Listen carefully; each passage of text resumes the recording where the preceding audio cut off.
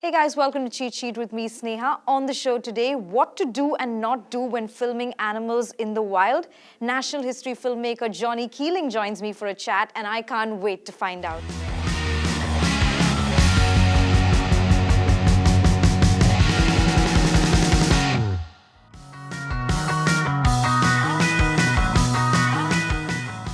Welcome to India and welcome to my show Cheat Sheet. I'm so excited to be able to do an episode with you on how to shoot animals in the wild. So I'm pretty sure you guys have like a bunch of really cool gadgets to get the kind of footage that you do. So talk me through some of the latest technology that's used today to capture animals in the wild. We use a whole range of technologies. I don't know if have you watched James Bond? And so you see Q, who kind of brings out all these little gadgets for James Bond. So we have someone like that. He's called Colin, and which isn't kind of as exciting as Q, but we have Colin, and Colin goes and he talks to the military, and he talks to kind of tech companies, and he talks to other people who are doing, maybe not even sort of work in filmmaking, but he gathers all of that sort of technology and puts it together for us, and we're able to then kind of deploy that and use that in the field. So the sorts of things we use, we've got little buggies with cameras on, which have got stabilized cameras, so you can drive across rough ground, say next to an animal, and film it.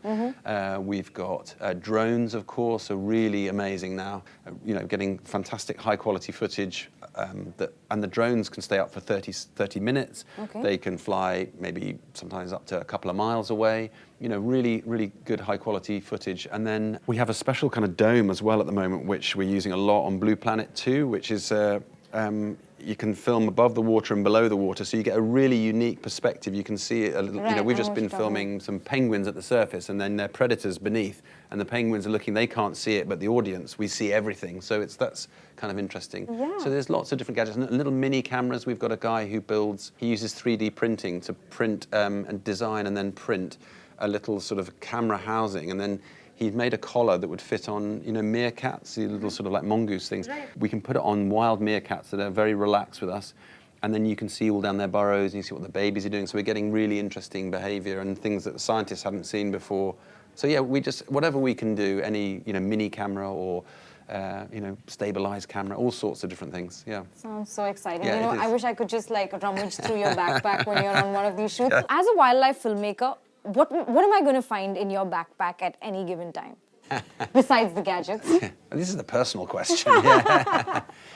I take some clothes, obviously. I always take my swimming trunks. Yeah, I love swimming wherever I go. So even in the Antarctic, actually, jumped in, and it was I think it was 0 degrees or half a degree Celsius, and jumped in and had a swim, So always take my swimming trunks. I quite often take it's like a kind of sarong or a kind of wrap, because it's great as a scarf. You can use it as a towel to dry your face. You can wear it in the morning if you need to, or you can use it as a pillow on a flight. So it's just, it wraps up like that. And I suppose if you ever had an accident or something, you could use it to pack a wound, and you could make sure that you get to hospital and not bleed out, Some food, maybe? Yeah, we always take a decent amount of food, because a hungry crew never works very well, so everyone's got to be well fed and well provisioned. But no, I'm trying to think what I'd have on my backpack normally. It's usually spare batteries, actually, for the drone or for the cameras, and spare cards as well.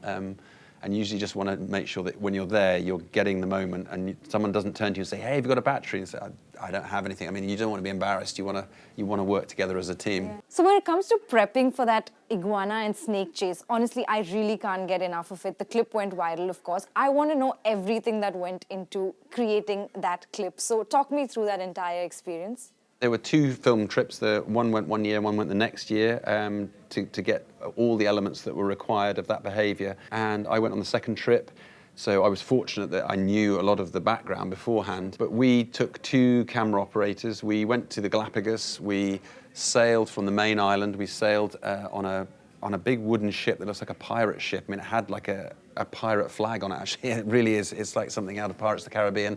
We sailed to this remote, uninhabited island that was had been formed by a volcano, so it was all kind of rubble on the surface, and very few animals there, apart from the snakes and iguanas. And the iguanas all then feed in the ocean, where there's a lot of vegetation and stuff. We filmed with a local cameraman who's from Ecuador, actually, and he filmed like long lens with the camera. And then we had another cameraman who had a camera in a sort of stabilized system so that he can run along beside animals and it doesn't move. How close did you get? Well, the snakes were coming up and crawling over my feet, actually. No way. Yeah, which is kind of exciting. I mean, people were saying, oh, are you scared? But actually, I'm more fascinated than fearful, I think. These ones, they're not venomous, and they've got small mouths, so I think they would find it hard to bite me. And yeah, anyway, it seemed to be all right, so I let it happen, and they crawled around and came right, around the cameras and things. They're very curious. Yeah. And just editing that clip also would have been quite a task, because I love how the music builds Yes. up.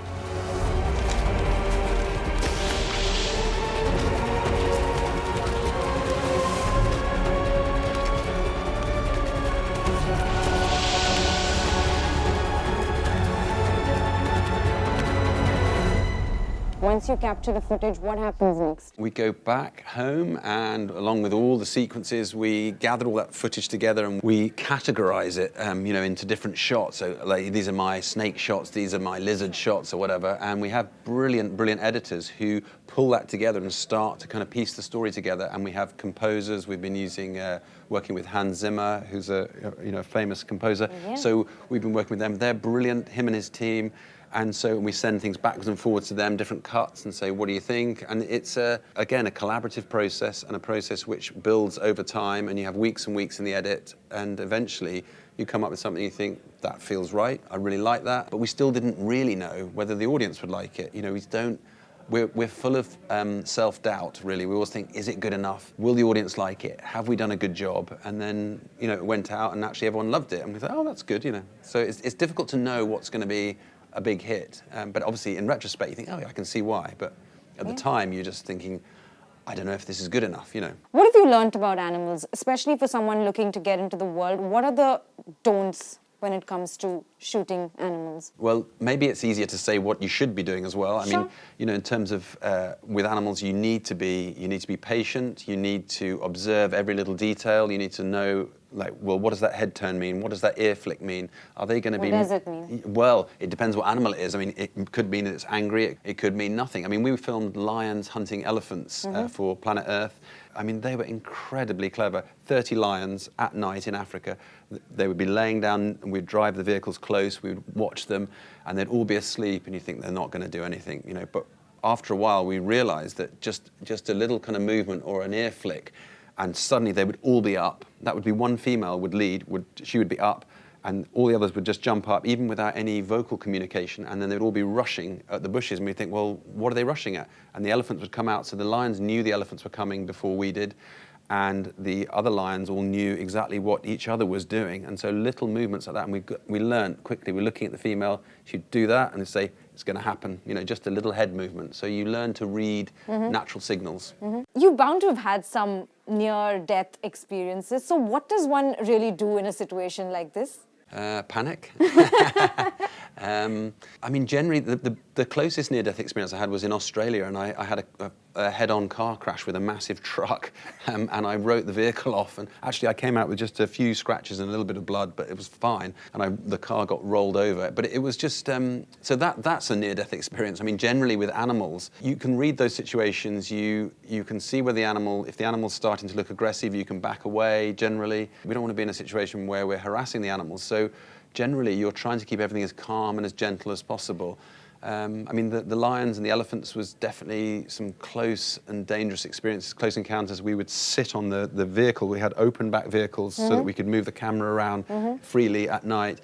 And then I would sort of sit on the back of the vehicle and have my legs dropped over the side. And it was night time, so you'd think, well, I'll have a sleep while someone else stays on watch. And I would lay back, and then, sometimes you just feel something brushing against your leg, and it was a lion kind of walking past. So they just hadn't quite worked out that they just had to jump onto the vehicle, just maybe this height, and they could have killed us, but they didn't know that. So they weren't dangerous, but I suppose, you're only about a second away from being killed by a lion, but they never really worked it out. So Jonny, you talked about how you love the fact that your job is so unpredictable, but I actually want to know from you, what do you do in a situation when you step out for shoot and you don't know what you're going to get in terms of footage? How does one plan these situations, or do you not? You can. I mean, when we make a lot of programs for Sony BBC Earth channel, and when you're hopefully watching those, I want you to feel like it looks like it's effortless, and you just think, oh, this is nice, and you just get lost in the moment. Yeah. Because if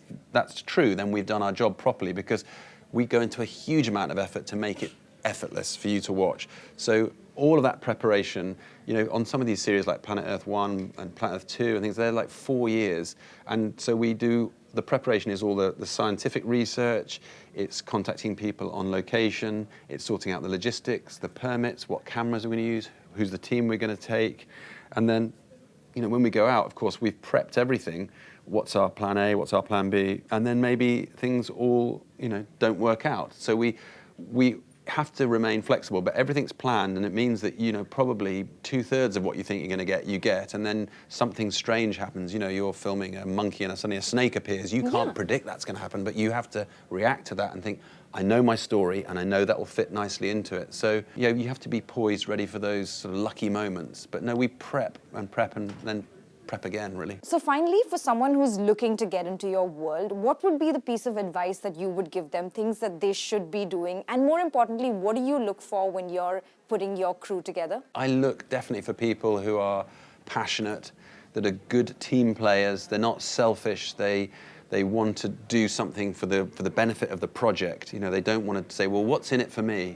They will, out of it all, they will have amazing experiences, but I want them to serve the project and be passionate about it. And I think, in terms of advice for people getting involved, demonstrate your passion, go out, start working with filmmakers. If you live in India, go and find an Indian filmmaker and learn on the job. Go and get a camera. I mean, there's cameras on every sort of smartphone these days. If you can get hold of one of those, go out, film your own thing, edit it. It's all available. The technology in India is brilliant. The wildlife's brilliant. The people are brilliant. It's there. Different ball game altogether, right? Shooting in India. Yeah, I mean, there's some challenges, definitely.